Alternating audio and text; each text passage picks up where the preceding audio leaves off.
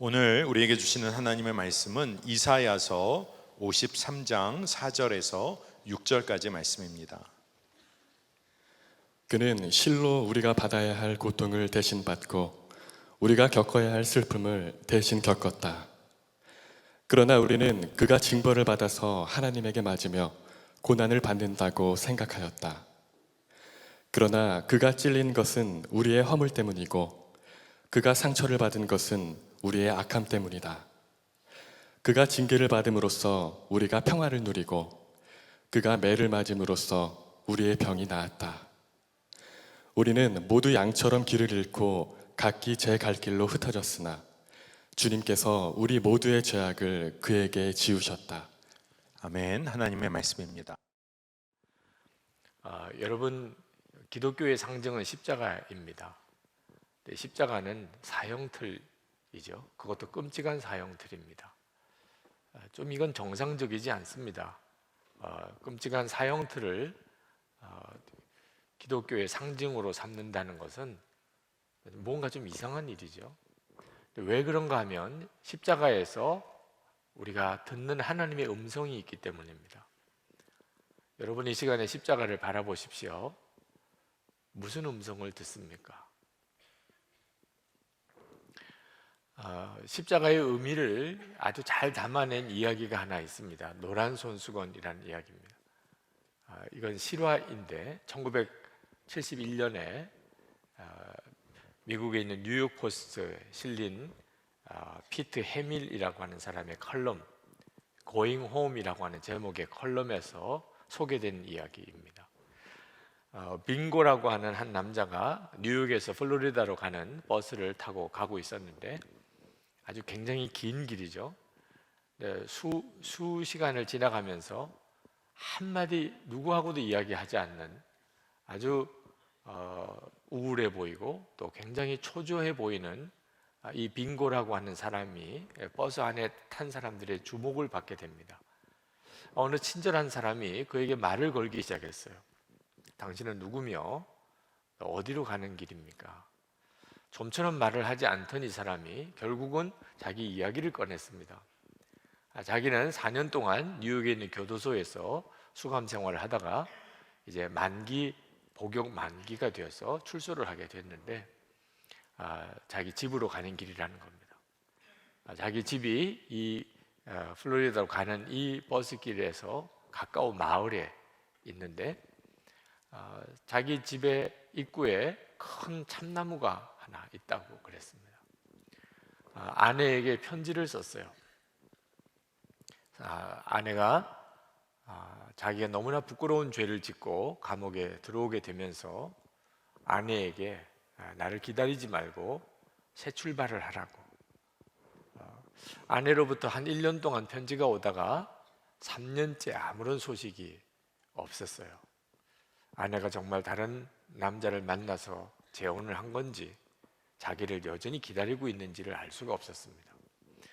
아내에게 내가 이제 만기 출소를 하게 된다는 이야기를 하고 아내에게 이렇게 이야기를 했다는 겁니다.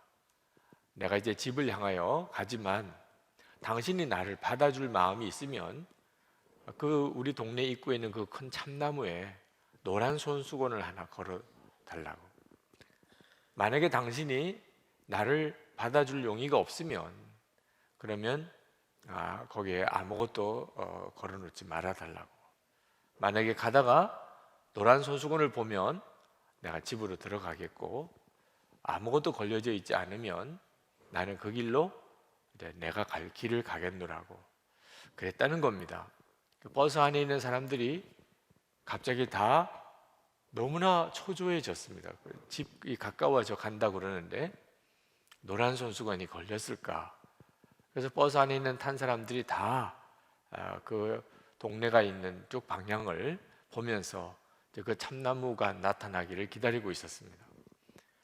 그 마을에 있는 쪽으로 버스가 가까이 다가가면서 갑자기 버스 안에서 환호성이 일어났습니다. 와 하는 환호성. 참나무가 보이는데 노란 손수건 하나가 걸린 게 아니고 마치 노란 꽃이 핀 것처럼 참나무 가지가지마다 온갖 종류의 노란색 천들이 메어져 있었던 거죠.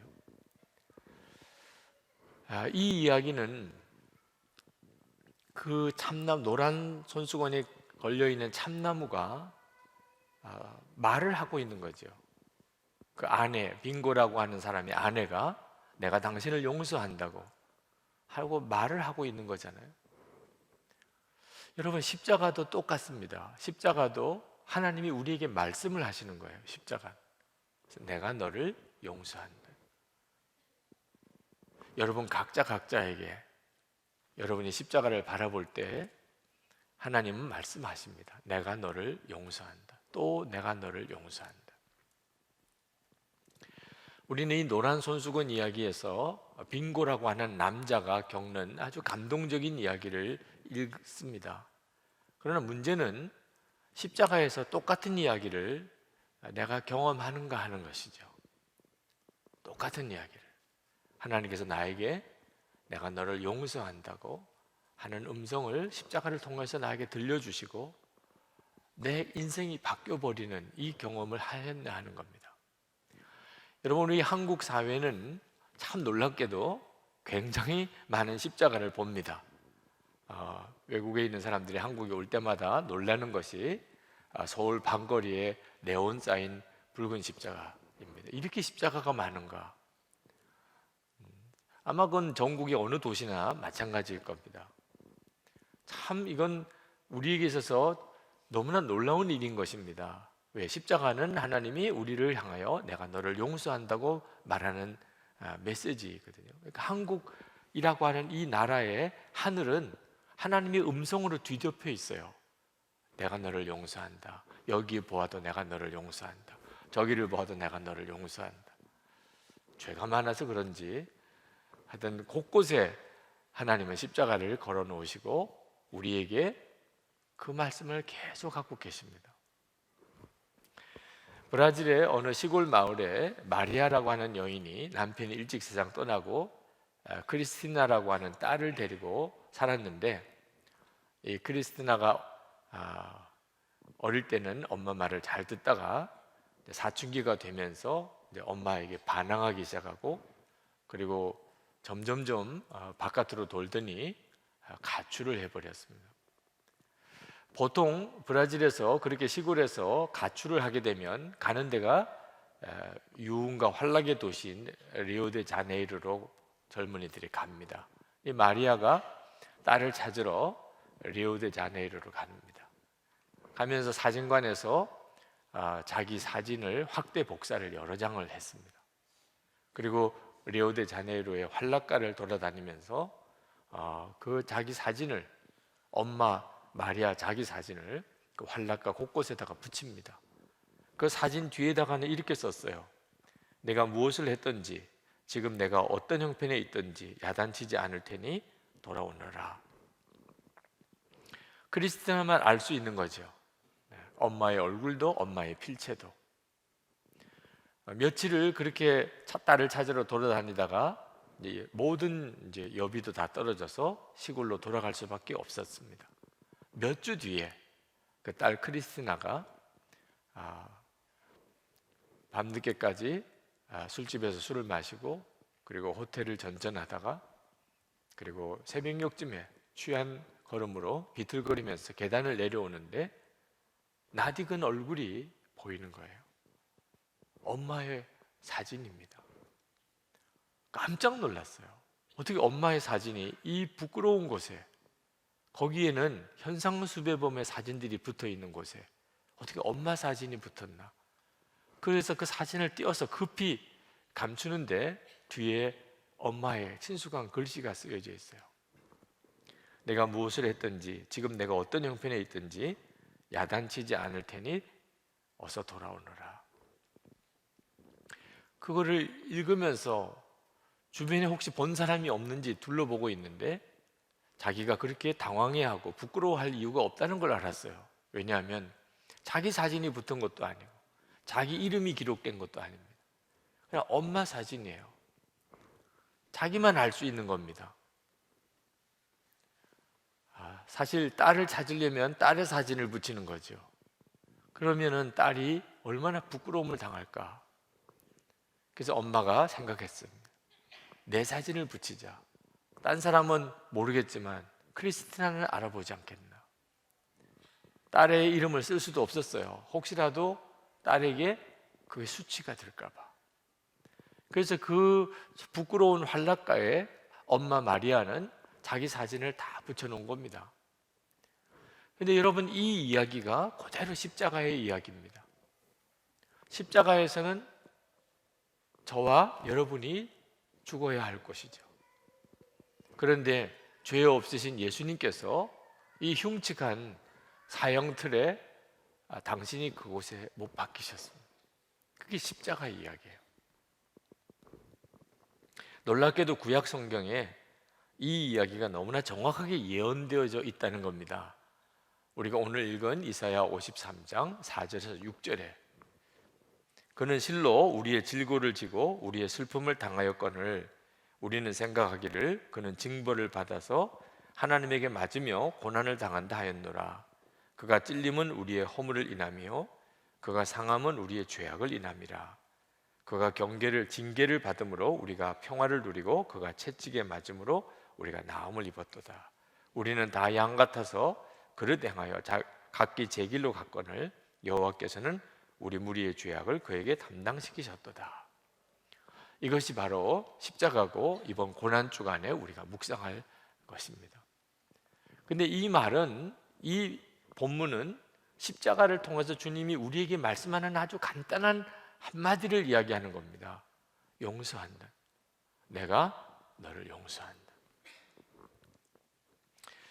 어떤 교우가 자기는 늘 똑같은 죄를 짓고 있기 때문에 하나님 앞에 더 이상 회개도 못한다고 하는 이야기를 했습니다. 여러분 중에도 그런 분이 있을지 모르겠는데 절대로 그거 아닙니다. 하나님은 여러분이 언제, 어떻게, 얼만큼 회개할지라도 하나님은 용서한다고 하십니다. 예수님께서 제자들에게 하루에 7번 똑같은 죄를 짓고 용서해달라고 오면 용서해 주라고 하셨어요. 누가복음 17장 4절에 만일 하루 7번이라도 내게 죄를 얻고 7번 내게 돌아와 내가 회개하노라 하거든 너는 용서하라. 예수님이 용서하라고 했으면 예수님 당신도 용서하신다는 거죠. 여러분이 죄를 짓고 하나님 앞에 용서해달라고 회개 기도를 똑같은 죄를 하루에 7번 해본 적이 있습니까? 그렇게 죄를 지었다 하더라도 하나님은 용서해 주시겠다고 그러셨어요. 네. 여러분이 하나님이 더 이상 용서하지 않을까 봐 그것은 전혀 성령의 마음이 아닙니다. 그는 주님과 여러분 사이를 떼어놓으려고 하는 마귀가 주는 마음입니다. 어떤 여인이 닐 앤더슨 목사님에게 찾아와서 자기가 자살을 3번씩이나 시도했었다는 이야기를 하면서 상담을 했습니다. 닐 앤더슨 목사님이 그 여인에게 하나님이 당신을 사랑하신다고 이야기했어요. 근데 이 여인은 믿을 수가 없다고 그랬습니다. 그러면서 나는 자살을 시도한 사람입니다. 그때 닐 앤더슨 목사님이 만약에 당신의 자녀가 죽는 시도를, 스스로 목숨을 끊을 시도를 했었다고 그래서 당신은 그 자녀를 미워하고 버리시겠습니까? 여러분, 하나님은 우리에게 말씀하고 싶으세요. 내가 너를 용서한다. 그래서 이렇게 십자가를 달아 놓으신 거예요. 얼마나 멀리 떨어져 있어도 볼 수 있는 용서의 나무를 달아 놓으신 겁니다. 어떤 죄를 짓다 하더라도 오늘 이 시간에 여기에 계신 여러분에게 하나님은 말씀하고 싶어요. 내가 너를 용서한다는 겁니다.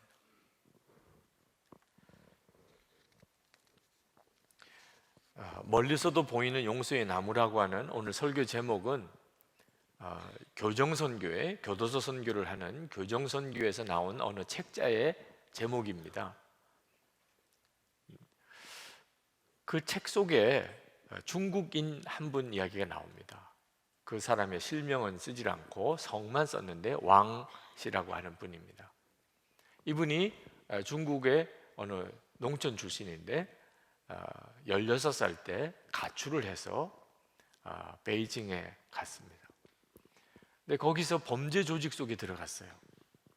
이렇게 가출해 오는 청소년들이 갈 수 있는 곳은 그런 곳밖에 없죠. 거기서 그가 절도를 하고 또 살인을 하고 그렇게 망가진 인생을 살게 됩니다. 결국 중국 공안에 지명수배자가 되고, 그리고 몽골로 도망을 갔는데 몽골에서 또 화재를 이렇게 방화를 하고 사람을 죽이고, 거기서도 또 쫓겨서 결국은 한국에 불법 입국을 한 사람입니다. 한국에 와서도 그가 전국을 돌아다니면서 이런저런 범죄를 하면서 수배자가 됩니다. 도망자가 되죠. 그가 술이 취해서 영등포 어느 거리를 걷다가 조선족 어느 전도사님의 전도를 받습니다. 자기는 배가 고프다고 그래서 밥을 얻어 먹으면서 그 전도사님이 중국말로 당신은 어디서 오셨느냐, 어떤 형편이시냐, 그렇게 물어오는데 그렇게 자기에게 따뜻하게 들릴 수가 없는 겁니다. 평생 처음 받아보는 친절이었어요. 식사를 하고 가는데 교회 명함을 주면서 배가 고프거나 또는 도움이 필요하면 언제든지 연락을 해달라고 명함을 받아서 나옵니다. 그러면서 정말 예수라고 하는 사람이 자기를 이 도망자의 신세에서, 자기처럼 이런 망가진 인생에서 자기를 구원해 줄 수 있을까? 정말 그렇게 해줄 수 있는 건가? 이런 생각이 잠깐 들었었다 그랬습니다. 그 뒤에 그는 여전히 살인을 저지르고 또 범죄를 행하면서 결국은 이제 붙잡히게 되고, 그리고 재판을 받고, 그리고 사형수가 됩니다. 사형원도를 받죠. 그가 사형원도를 받고 1년 동안 교도소에서 거의 정말 아주 광인처럼, 미친 사람처럼 지냈다고 합니다. 소리 지르. 1년 내내 목이 쉬어 있었어요. 소리 지르. 그리고 스스로 자해하면서 온몸은 이제 피멍이 들고 때때로는 피가 터지고 골마서 흉측한 몰골이 되었습니다. 교도소 선교회에 소속되어 있는 어느 신실한 크리스찬이신 교도관 한 분이 도무지 통제가 안 되는 이 중국인 왕 씨의 이야기를 듣고 찾아왔습니다. 얼굴을 보니까 일단 치료부터 받아야 되겠어요. 도무지 어떤 사람도 통제가 안 되던 이 사람이, 그 교도관이 와서 몇 마디 말을 걷는데 순한 양처럼 진료소를 따라갑니다. 뭐라고 설명할 수 없는 그런 사랑을, 그때 영등포에서 만났던 그 전도사님처럼 뭐라고 자기에게 설명할 수 없는 따뜻함을 느낀 거예요. 근데 진료소 앞에 큰 대형 거울이 있는데 거울을 보지 못했습니다. 왜냐하면 자살의 위험이 있으니까 방에 거울을 두질 않았어요. 처음 자기 모습을 1년 만에 본 겁니다. 근데 엄청 충격을 받았습니다. 눈에는 핏발이 서 있고 해골에다가 가죽껍만 덮어놓은 것 같은 자기의 모습이 자기가 보기에도 섬찟한, 정말 무서운 몰골을 하고 있는 자기를 보고 그 자리에서 그냥 꼬꾸라져서 짐승처럼 울었어요. 누구 한 사람 겁이 나서 손도 못 대는데 자기를 데려갔던 그 교도관이 자기 옆에서 머리를 같이 맞대고 그리고 어깨에 손을 얹고 기도를 해주는 겁니다. 그때 그 기도 속에 너무나 따뜻한 온기를 느낍니다. 그리고 펑펑 울었어요. 정말 자기가 언제 이렇게 울어보았나 싶을 만큼 울어본 기억이 없어요. 근데 그날 펑펑 울었어요. 그리고 방에 돌아왔는데 자기는 울지도 못했고 웃어보지도 못했다는 걸 알았습니다. 거울 속에 비춰진 자기 모습을 생각하면서 마음에 이상한 소원이 하나 생겼어요. 그것은 한번 웃어볼 수는 없을까? 가식적인 그런 웃음이 아니고 마음에서부터 나오는 진짜 편안한 웃음, 그런 웃음을 내가 한번 웃어보고 죽을 수는 없을까? 그때 예수님 생각이 반드시 났습니다. 예수님이면 그렇게 해줄 수 있을까? 도대체 그 예수님이라는 분은 어떻게 만날까? 이런 생각을 하면서 잠이 들었는데 아침에 일어나서 너무나 마음이 편안해진 것을 느끼고 본인이 깜짝 놀랐습니다. 그리고 벽에다가 예수님이라고 썼어요. 펜으로 예수님. 그리고 어떻게 기도해야 될지도 모르니까 소리 질렀어요. 예수님, 예수님. 근데 그렇게 소리 지르면서 그분에게 하고 싶은 이야기가 터졌습니다. 예수님에게. 자기의 지금까지 살아왔던 이야기, 어느 누구에게도 진짜 이야기를 하지 않았어요. 가식적이고 거짓 없는 자기 진짜 이야기를 주절주절 예수님이라고 하는 그분, 보이지도 않으시는 그분에게 이야기를 하기 시작했어요. 3일 밤낮을 먹지도 자지도 않고 자기가 지금까지 겪었던 일, 했던 일들을.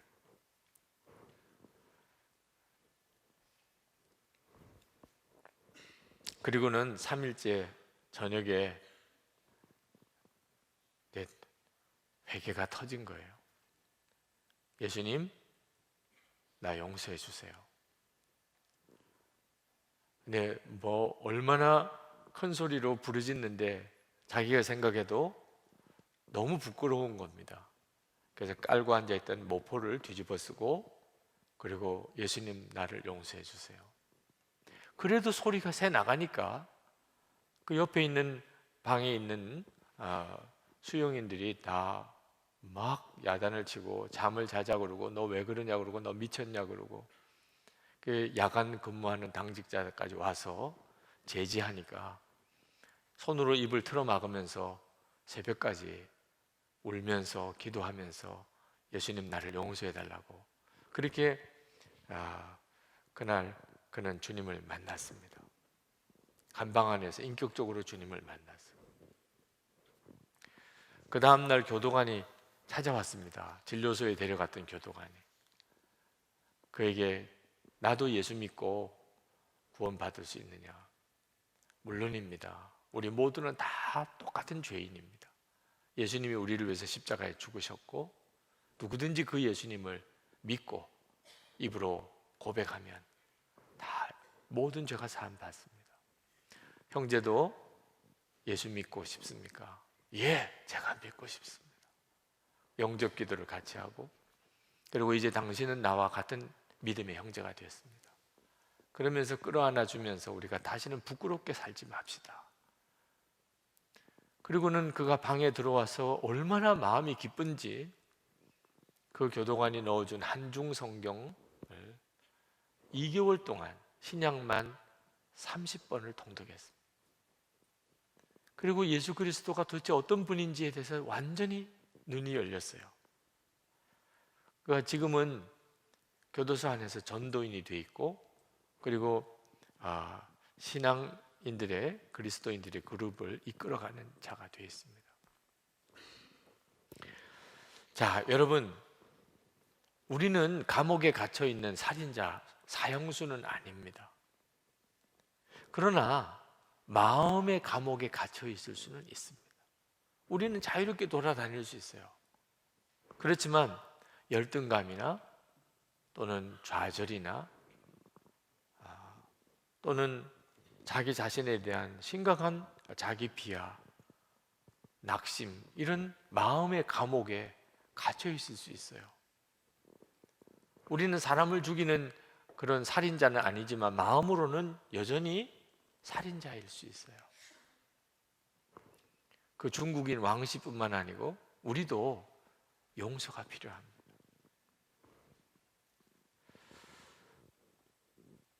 여러분은 십자가에서 용서받았습니까?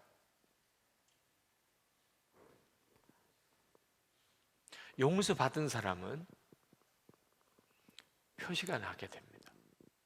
그 삶의 표시가 납니다.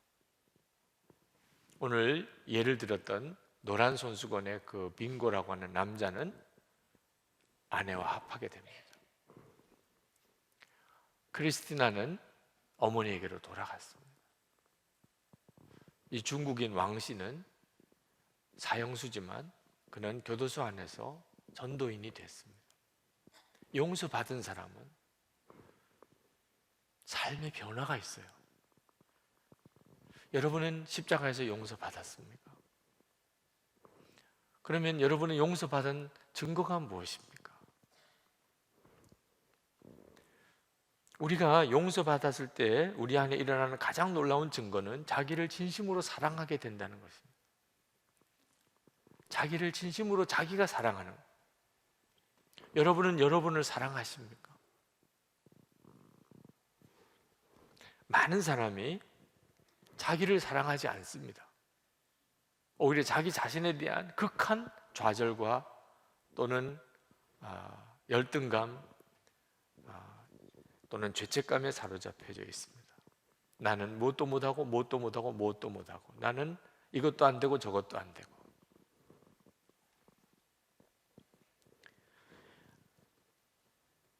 어떤 사람이 산에 가서 독수리 알을 가져다가 닭장에서 부화를 했는데 이 독수리가 자기가 닭인 줄 알아요. 닭장에서 부화를 했으니까.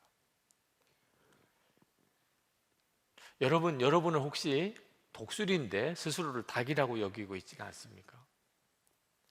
하나님의 자녀가 됐어요. 그런데 여전히 여러분은 전혀 그 사실에 대한 믿음이 없지는 않습니까? 여러분은 여러분이 독수리라고 생각합니까? 닭이라고 생각합니까? 용서받은 사람은 자기 자신에 대한 인식이 바뀌어져 버립니다. 여러분, 어떤 물건을 우리가 얼마짜리라고 말할 때는 그것은 얼마를 주고 그 물건을 샀느냐에 따라 달린 거죠. 10,000원을 주고 샀으면 10,000원짜리, 100만 원을 주고 샀으면 100만 원짜리. 여러분은 얼마짜리예요? 예수님짜리입니다. 하나님이 여러분을 사셨어요. 얼마를 주고? 예수님을 주고.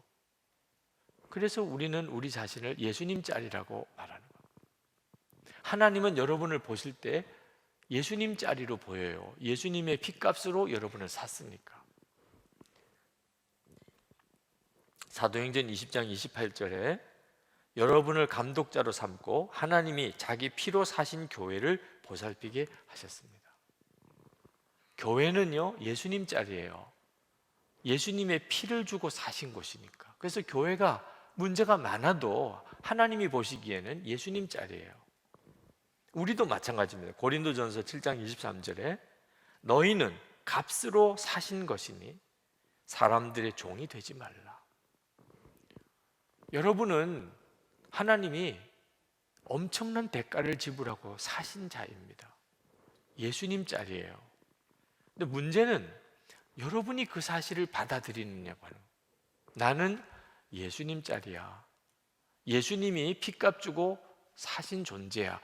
이걸 여러분이 받아들이고 있느냐 하는 겁니다. 여러분이 그 사실을 받아들이게 되면 삶이 바뀌게 돼 있어요. 여러분의 몸은 여러분의 것이 아닙니다. 예수님짜리예요. 여러분의 삶은 더 이상 여러분의 삶이 아닙니다. 이제는 예수님의 것이에요.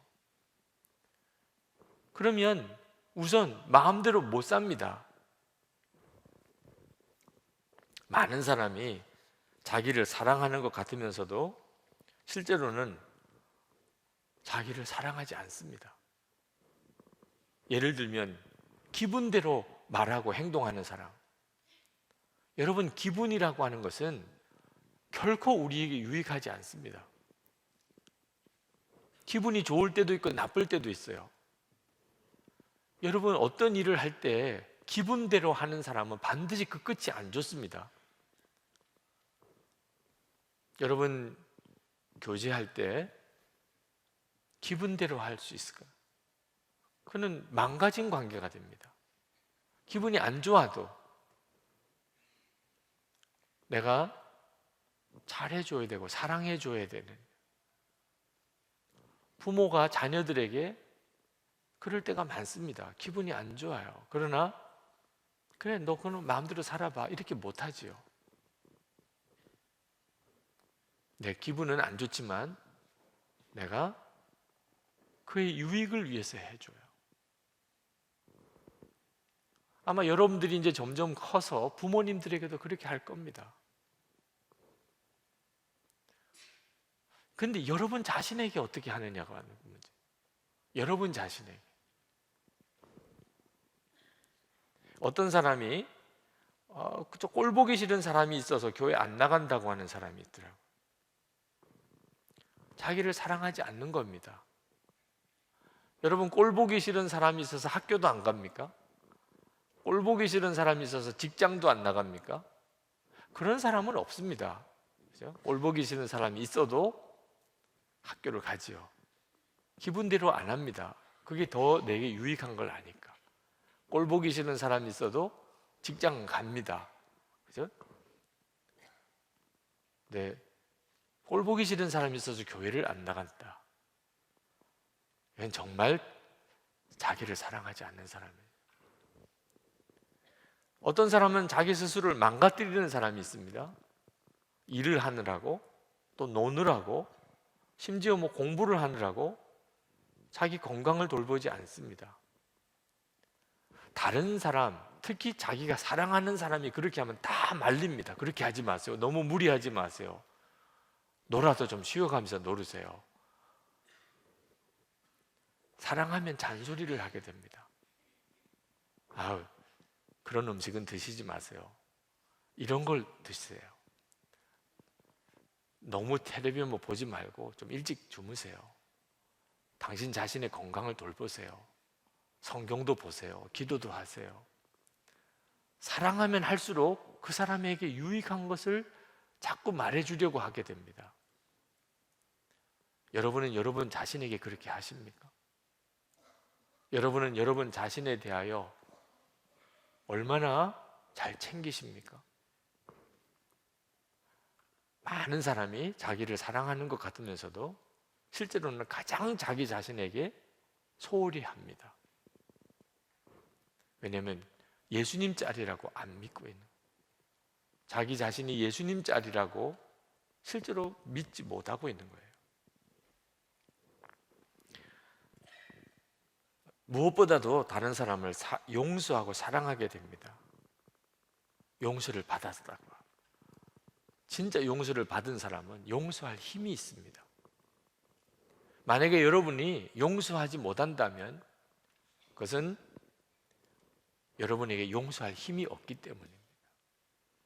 그 용서할 힘은 용서받은 은혜에서 옵니다. 여러분이 진짜 용서를 받았다면 용서하게 됩니다. 그래서 초대교회 성도들은 자기를 죽이려고 하는 사람들에게조차 위에서 기도하고 순교했습니다. 그것은 그들에게 용서할 힘이 있었기 때문에 용서받은 자였었어요. 우리 젊은이 교회는 은혜 충만한 교회입니까? 이런 때는 대답하기가 참 곤란해요. 네. 근데 기준이 있어야 되는 거죠. 어떤 기준으로 대답을 해야 되나? 예를 들면 설교 말씀이 너무 좋아요. 이런 걸 기준으로 설명을 해야 되나? 기준은 하나예요. 교회 안에 은혜가 충만한지, 교인들끼리 용서가 충만하면 그 은혜가 충만한 교회입니다. 서로가 비난하고 서로 헐뜯고 서로 수군수군거리고 그렇다면 그 교회는 은혜가 충만한 교회가 아닙니다. 젊은이 교회 여러분들 사이에 용서가 충만하십니까? 만약에 선뜻 대답할 수 없다면 그 말은 여러분 안에 용서받음의 은혜가 부족한 것입니다. 용서받았다고 그렇게 믿고 살지 못하면 용서 못합니다. 이거는 꾸밀 수가 없어요. 자, 여러분 자신이 자기가 예수님 짤이라고 생각해 보지도 않고 살았고 마음의 용서와 사랑이 부족하고 있다면 여러분은 여러분이 용서받아야 될 사람입니다. 그동안에 그렇게 많이 십자가를 보았어요. 그러나 진짜 용서를 받아본 적이 없는 겁니다. 그래서 여러분의 삶이 답답한 거예요. 용서받은 자의 삶에 그 변화가 안 나타나는 겁니다. 십자가를 건성으로 알고 지나가는 거예요. 여러분에게 진짜 용서의 사건이 일어나야 됩니다. 여러분, 죄가 많은 것은 문제가 안 됩니다. 로마서 5장 20절에 죄가 많은 곳에 은혜가 더욱 넘치게 되었습니다 했습니다. 죄가 많은 게 문제가 안 돼요. 용서의 분명한 체험이 없는 겁니다. 그래서 삶이 안 바뀌는 거예요. 여러분이 여러분을 존중히 여기지 못해요. 그러니 어디서 존중히 여김을 받겠어요? 여러분이 여러분을 존중히 여기지 않는데, 여러분 스스로가 예수님 짤이라고 하는 분명한 믿음이 없어요.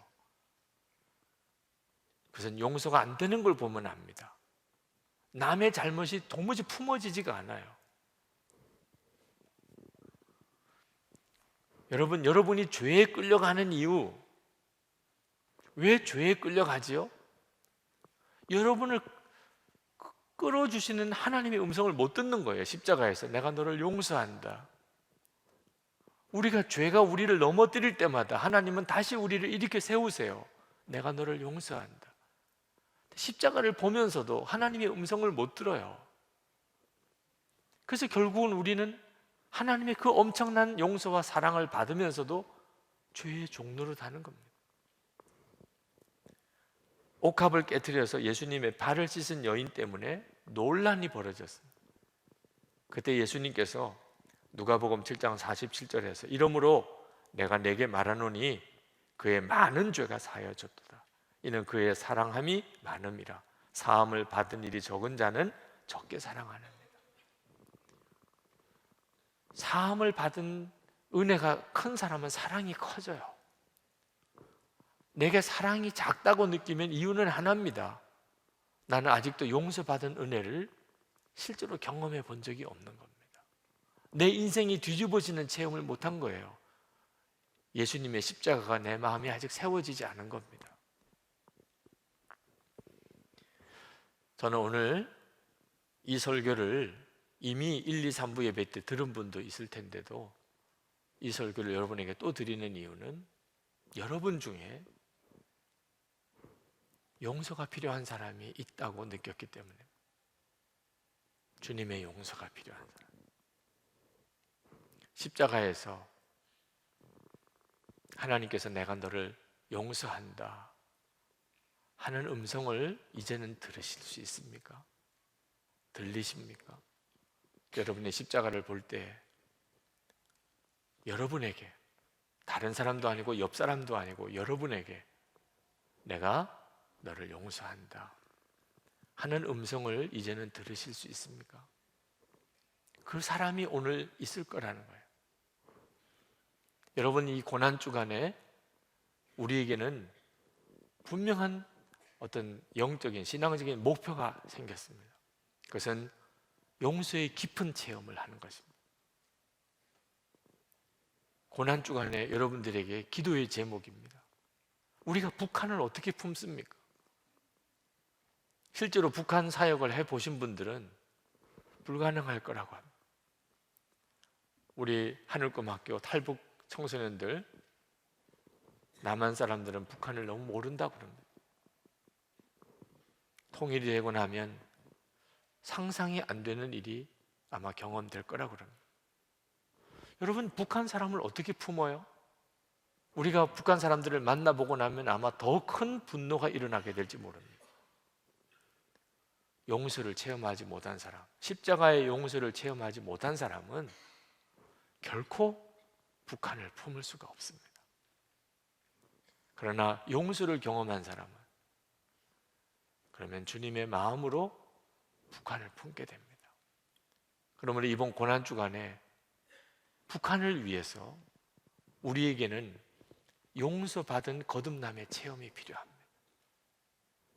이것은 매우 중요한 기도 제목입니다.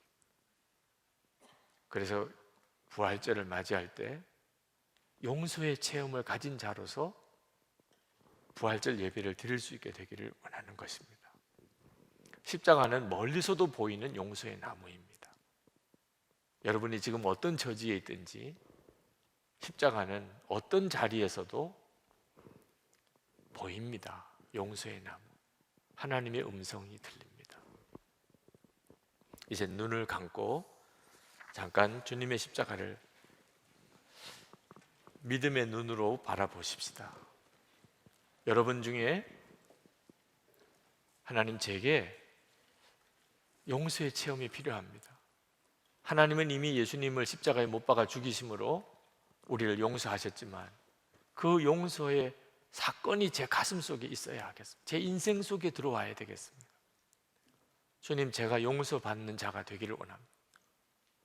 그래서 예수 그리스도 안에서 진정한 변화의 삶, 거듭남의 삶이 저에게 있어야 하겠습니다. 주님, 여러분이 진심으로 오늘 이 말씀은 나를 위한 말씀입니다 라고 마음에 깨달아지시는 분들은 자리에서 일어나시기 바랍니다. 내게 십자가의 사건이 일어나야 됩니다. 주님, 제가 용서가 필요합니다. 저에게 필요한 것은 용서받음의 은혜입니다. 제 마음의 심령의 십자가가 세워지기를 원합니다. 주님, 저의 마음을 엽니다. 그저 용서받은 십자가를 듣고 지나가지 않고 이제는 제 마음의 심령의 십자가가 세워지기를 원합니다. 주님, 역사해 주소서. 여러분의 진정으로 원하시는 분들은 우리 일어나서 같이 기도합시다. 여러분이 구하십시오. 이것은 이미 여러분에게 주어진 것이기에.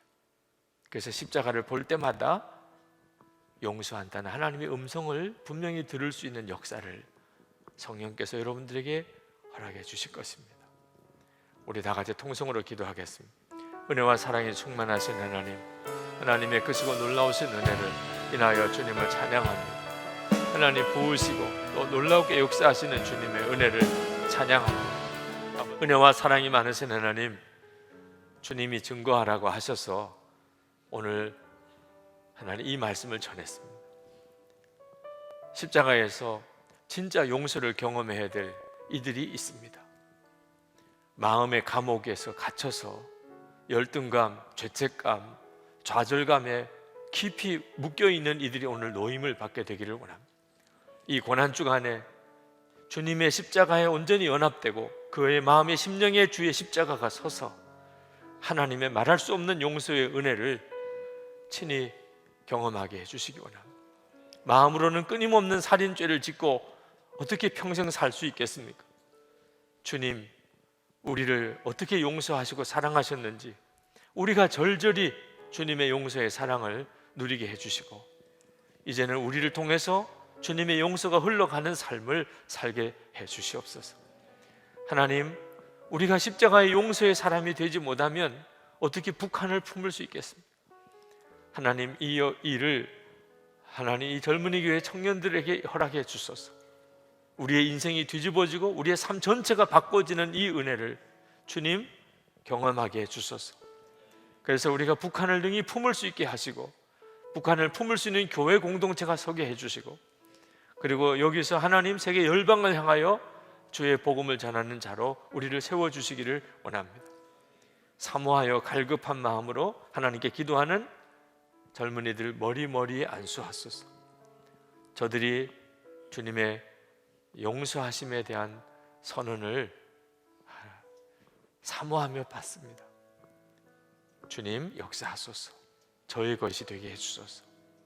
하나님의 말할 수 없는 사랑, 그 십자가의 은혜에 눈이 온전히 열리게 해주소서. 예수 그리스도 온전히 연합한 자가 되게 해주옵소서. 하나님 감사합니다. 오늘도 우리의 예배를 받으신 주님, 하나님 우리가 마음을 다하여 하나님께 예물을 드렸습니다. 하나님 오늘도 예배 드릴 때 우리의 마음을 담은 헌금을 주님께 봉헌했습니다. 저희들은 정말 주님을 믿고 살기를 원합니다. 그 고백입니다. 우리의 믿음의 실험입니다. 하나님 온전한 11조와 선교 헌금과 감사 헌금으로 하나님 앞에 나아봤습니다. 우리가 아직도 청년일 때 믿음으로 살기 시작하면서 우리의 삶에 믿음만으로 얼마든지 살 수 있는 간증이 있게 해주소서. 그리고 우리의 일상생활 중에 재정적인 문제에 있어서도 예수님은 왕 되심을 분명하게 해주시고, 이것이 우리에게 훈련되게 하시고, 우리가 앞으로 나라의 경제도, 세계의 경제 문제도 하나님 다스릴 수 있는 주의 종들이 되게 해 주옵소서. 감사합니다. 북한을 주님의 품에 올려드립니다. 세계 열방에 나가 있는 선교사님들과 특히 핍박당하는 교회를 위해서 간절히 기도합니다. 주여 함께 하소서. 예수 그리스도 이름으로 간절히 기도합나이다. 아멘.